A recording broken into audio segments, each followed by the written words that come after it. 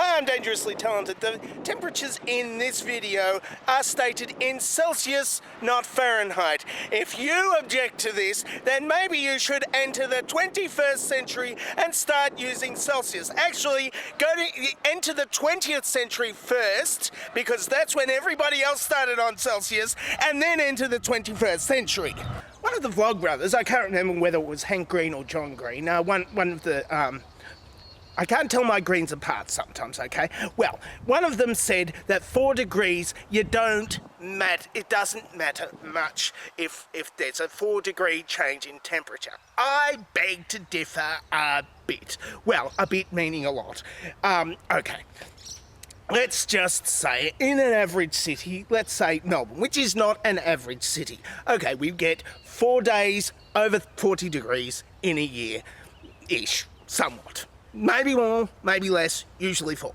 Anyway, now, if these 4 days over 40, in each of these 4 days over 40, you get a bit of disruption. You get, sometimes a rail might buckle, and so they've got to slow down the trains, and they've got to make sure that all the trams are running a bit more slowly. That means all the cars back up behind the trams, and the cars get hot, and the air conditioners up full blast. So you got a lot more demand on the electrical system, etc., etc., etc. Now, let's just say that we boost the temperature 4 degrees. That would mean each of the 4 days in question are now not only over 40 degrees, but they are 44 degrees or more.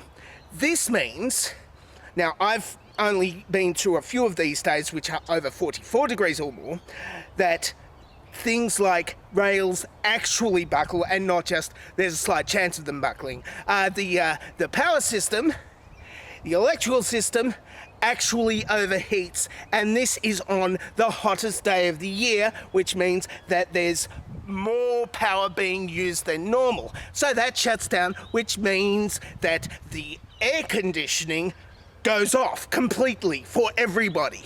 That means people start to die.